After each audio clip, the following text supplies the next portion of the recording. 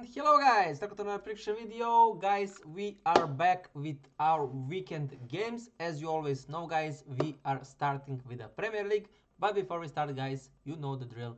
Don't forget to like, share and subscribe. So anyways guys, this is the games in front of me that we're gonna do this fine day.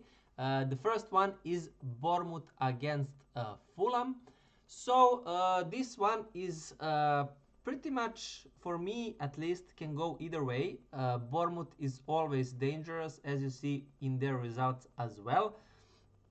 And on Fulham side is kinda also unpredicted. They can play unbelievable one match, and then the next one they disaster. So we never know on what foot Fulham gonna come here. But in normal situation, let's say, and let's put it that way, I guess Bournemouth should maybe win this by 1 goal. That's how I see this game. But I'm not sure if I should go. This is not gonna be one of my picks. I am gonna go with either a 1-1 or 2-1 for Bournemouth. That is how I lean towards this game. But I don't have, I want to mention guys right away that I do not have a pick for this one.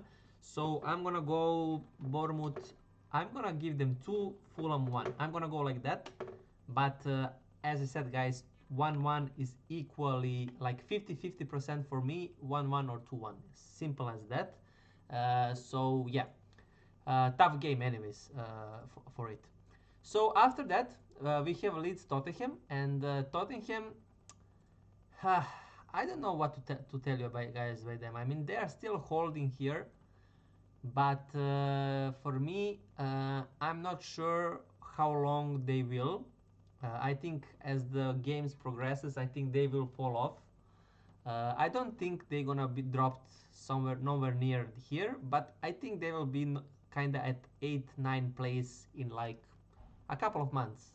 Not soon, but I think I just, something tells me that they cannot hold here. I think they'll start to crumble.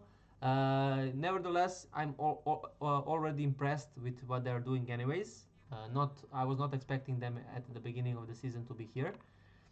But yes, they are here, so that's to be respected. Against Leeds, Leeds is a pretty much team as Fulham. You know, they can perform, they cannot. So for me, this game literally can go all 3 results, guys. All 3. I'm gonna give a Tottenham a barely 2-1 win, but I am not touching this game as well, guys. So I'm gonna go a similar result to Bournemouth, but for me that this game is equally to not be touched. And this is my banker. Arsenal to win. Not gonna explain too much. I think for me Arsenal, as I said already couple of clips ago, and I think I kept mentioning that Arsenal for me is the favorite to win the league. And yeah, we will see if that's gonna happen or not. Liverpool already this game week have to play Chelsea, so that's gonna be a big challenge for them. So yeah, for me, Arsenal to win a banker. That's my first pick. The value is not that great. I'm gonna go 3-1 for Arsenal, but Arsenal to win banker as it is. But I think even Arsenal to win and both teams to score is pretty much kinda fine, because I see West Ham kinda scoring in this one. So I would not be surprised even if West Ham goes with the first goal and then Arsenal turn around, for example. After that, I'm gonna go already also with my second pick, and it's Manchester United to win. The odds are 1.5, and the thing is here, United, you would actually think that Sunderland is here and United is here, maybe a couple of years ago, but yeah, the situation of stuff are like this. But for me, I think if Amorim, I'm sad for Amorim that so much tension is between him and kind of everybody else. So much up, the pressure on him is unreal for me, unrealistic to be fair. I don't know how he is as a person. I saw a couple of some videos on all around some different networks and stuff that he's actually a bad person and stuff like that. So I don't know the credibility of those stories. So that is a big factor in that is a true, that is a big factor then, because it will reflect on the team no matter how good you are. If you are not good as a person, therefore you cannot be a psychologist to the players and help them evolve in personal life. And if you cannot do that, that will reflect eventually on the football field. So that's why the dots are connected with being a good person and professional in this regards. That's why we have, for example, Klopp and coaches like that that are just extraordinary, because they are very big factor to the players, like a dad figure that helps them evolve in every single sense, and that later gives the confidence to players to then give even more to their coach, because they feel that they owe him for all the efforts he did off the field, if you know what I mean. So anyways, I think this is pretty much a must win for United. I don't think in any sense this is going to be an easy cake for United. I think this is going to be a big problem, simply because, as you see here, only 4 goals Sunderland conceded in 6 games. So I think even Sunderland, as it is, would be a tough to crack for even the biggest teams, for example, Liverpool, Arsenal. I think they would even pretty much really, really struggle. And not to say with United that conceded 11 goals in 6 games, which is a big red flag. So it's going to be a very, very, very, very, very tricky situation for United and a big problem. And for me, sadly, for Amorim, if he don't win this, I think media and everything will crush him. Just, I think the pressure on him is like already 10 stars, maximum. And if he don't win this at home, I think it will blow up.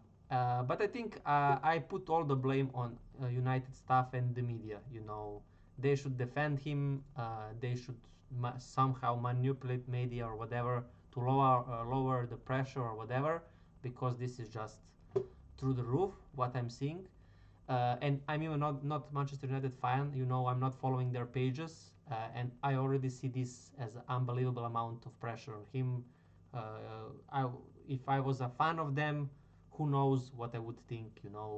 Maybe even I would have some stuff about more in that personal regards, more about him, because I would be maybe invested more. But anyways, I don't want to go that far. I'm just gonna give you this as a regular pick, guys. And as I said, it's the simple thing that I think if he don't win this, he will be probably out. So I'm gonna go with a 2-1 win. I think Sunderland will definitely score. So I actually gonna give you this. I'm gonna go Manchester United to win and both teams to score. I'm gonna give you this because I don't see Sunderland not scoring, because 11 goals United have conceded. And I simply don't see. I cannot see Sunderland not scoring. But the problem for me is I'm not sure if United can score 2 goals, because in 6 games they only conceded 4 goals. So you see here how the problem here with this stuff is.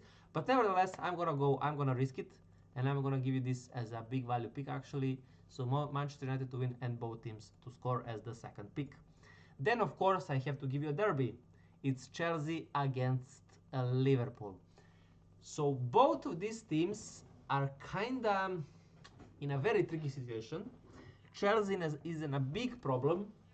I think they had 3 or 4 games in a row with red cards happening in the game. If I were the coach of Chelsea, I would be furious on the players. Furious, guys. And the problem on Chelsea is also the pressure, of course, because they lost 2 matches already and 1 draw in last 3 matches. So they dropped a lot in terms of position here. Now playing against Liverpool, one of their biggest rivals, if not the biggest. So I'm not sure what to say about this game, guys. I'm actually gonna go just based on these defeats. I think maybe this is gonna be funny to you guys and funny on the logic size of meaning result wise, but I think actually Chelsea is more stable than Liverpool. So I know already that before I was about to say this, that it's gonna be very funny and unlogically or unrealistically or whatever, but I'm gonna explain why. So all these defeats that happened to Chelsea was pretty much about because of the red cards, not because the system was broken or they're not playing good or they are playing chaos. So it was all about the red cards, and that red cards are shifting everything. You know, you cannot play the same. You need to turn the players, and some players need to go out. On top of all of this, Palmer is injured. So you have all of this stuff, of course, combining together, and you get these defeats. So that is one factor. The second factor is Liverpool, because you see this amount of wins, you don't see the bigger picture of how they won all of these games. I already said this, even the last video of Premier League and the video before that Liverpool was always scoring in 19 minutes and getting the wins. So they are always struggling, guys. Always, always. That's why I predicted and go against them. Draw double chance on Crystal Palace, and it came in. Because they are way too much just getting, like, you know, just barely going through the tunnel. Let's like that. Just barely, barely, barely. And that is now over on their heads.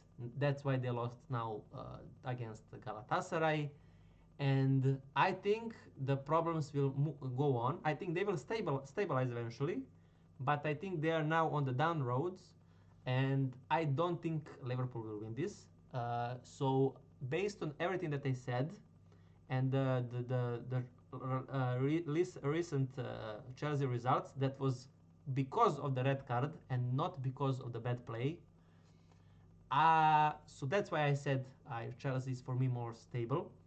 The only thing, of course, coach needs to do is talk with players to not get red card. I think the biggest issue for Chelsea here is not to get red card. That if I was the coach of Chelsea, I would put 2-3 days just complaining and saying to the players, don't go with risky start for red card and stuff like that and stuff like that. So with all of this said, and the value is amazing. Draw double chance on Chelsea is 1.65. I love the odds.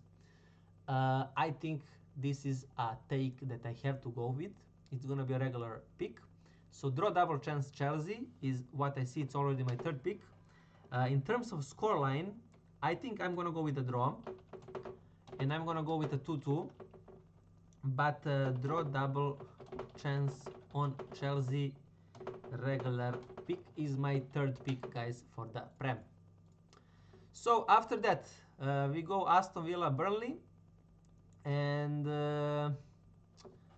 I don't know what to say. Aston Villa got finally that win against Fulham. Now they play against Burnley, so this should be again an Aston Villa win. I'm not gonna give you this as a pick, but I nevertheless gonna go on Aston Villa, and I'm gonna go with a 2-0 win. So not gonna explain too much, but I think that home against Burnley they should win this pretty much, not easily, but quite confidently. 2-0 is pretty much a normal, decent result. Then Everton Crystal Palace. So the thing is, here I don't know why they have put this big value on Crystal Palace. It's dropping off. It was free, now it's 2.85. For me, when I saw this, I was like, this is draw double chance Crystal Palace all the way, guys. But Everton always managed to find a way to surprise us or to get something. I think Crystal Palace at the moment is in a so high of state of mind, and whenever you have players like that, they are so much giving 101 of their bodies. So for me, I would even go that far that this maybe even go for Crystal Palace win, just based on momentum and mind of Crystal Palace players. So for me, when I saw these odds, I was like, I have to give you guys this as a pick. I mean, draw double, and I'm gonna go with a draw double chance. I'm not gonna go that far with Crystal Palace to win. But if you are brave enough, you can even go that far of Crystal Palace to win, guys. But I just have to use this momentum. The only thing that I'm afraid is whenever some of these kinda, let's say, lower teams wins against the biggest teams, for example, Liverpool is one of the biggest, whenever that happens, they tend to drop in the next game. So I already said that about tennis games, about everything. Whenever you have, for example, I don't know, like let's say in tennis you have Chicharito or some, players that you're not are kind of lower ranked playing against a Nadal, for example, or something like that. They win against him, and then in the next round they lose. That is the only thing that I'm kind of afraid that Crystal Palace are kind of exhausted. But I think based since they are not playing, I think in Europe, they should have more than enough days to recover, and that's why I'm still even go with a draw double chance Crystal Palace. So that's pretty much the reason why I'm going on them. I'm gonna go and put a 2-1 win for Crystal Palace. But my pick is draw double chance on Crystal Palace regular pick. Yeah. So that's already my fourth pick for this game week. For me, this is also a Newcastle to win as well. I think Newcastle is finally also waking up, even though they lost 2-1 to Arsenal, but they were playing Arsenal. In this sense, I pretty much was expecting this, not in a way that Arsenal needed to score 2 goals in 10 minutes, something similar to Liverpool, but it was a tough game. You going to Newcastle at home, and they are in this position that they need points so hard. And in that sense, I understand this Arsenal comeback to be this hard. So, anyways, since Nottingham Forest is in this bad form, I'm gonna give you this actually as my fifth pick. Even though that I'm always giving you kind of guys, or almost always giving you 4 ones, but this time gonna give you 5 just because I like this pick as well. So I'm gonna go as a free one win, but Newcastle to win a regular pick, simple as it is. So that is my fifth one. I'm just gonna finish now fast with the remaining games. Wolves Brighton, I pretty much can expect anything from here because Wolves, kind of surprised us with against Tottenham, and then I would not be surprised if Brighton wins them 4-0, for example. So I'm still gonna go with the Brighton here, but for me this is a game that I'm not obviously gonna touch. I'm gonna go, I don't know, I'm gonna go 3-0 for Brighton actually here, but I'm not, even though I put this amount of win for Brighton, I would not be surprised, guys, if we see a 0-0 kind of game here or whatever. Yeah. And the last one, Brentford Manchester City. I cannot trust City anymore. Really, guys, I know that they are trying to figure it out and they are lately getting these wins and stuff like that. But they are still is something is missing. I don't know how to explain that. I just feel, or maybe I'm delusional in that sense, but I just feel something is still missing in Manchester side. I still think they are with Arsenal and Liverpool that they still can fight for the title, but still they need to find something. I don't know what, if it's about system or if it's about players or I don't know what is the factor. Or Pep needs to find that energy and to emote that energy and confidence into players. It's probably maybe something about that. So that players need a confidence boost. That because of that they are not how can I say that balanced and secured on the field. Because you can always see chances of opposite teams to score against them. That you don't see them as a reliable anymore as City were. So I think it's about that, about energy and confidence boost in the players. I think he has the players, but they lost a little bit belief or energy in the coach and stuff like that. So I think that is something that web needs to be connected in order for City to be a killer, if I may say so. So anyways, with all of this said, I'm gonna give a City win, but for me this game can go easily to even Brentford to win or a draw. So that's why I didn't want to give you this as a pick of mine, because I'm afraid of anything here. And I don't like the odds. I think they are low compared of how City is this season and at the since probably that in the during me shooting this, They played 2-2 against Monaco. Yes, Monaco at home and stuff like that, but I'm not sure if you put Monaco and Brentford against each other. I think, you know, you would get a similar kind of teams, you know, and City managed to go with a draw here. So why wouldn't they draw with Brentford as well? So that's how my logic goes in this game. I'm gonna go a barely win for City, but as I said, guys, draw or any other result, I would not be surprised if City don't get it. Anyways, that's pretty much it for Premier Liga. I took too much time already, guys. Now here we're gonna see the Bundesliga. I hope to see you guys here. Thank you again for your time, and don't forget to like, share, and subscribe, guys. And see you guys hopefully on the next one. Bye.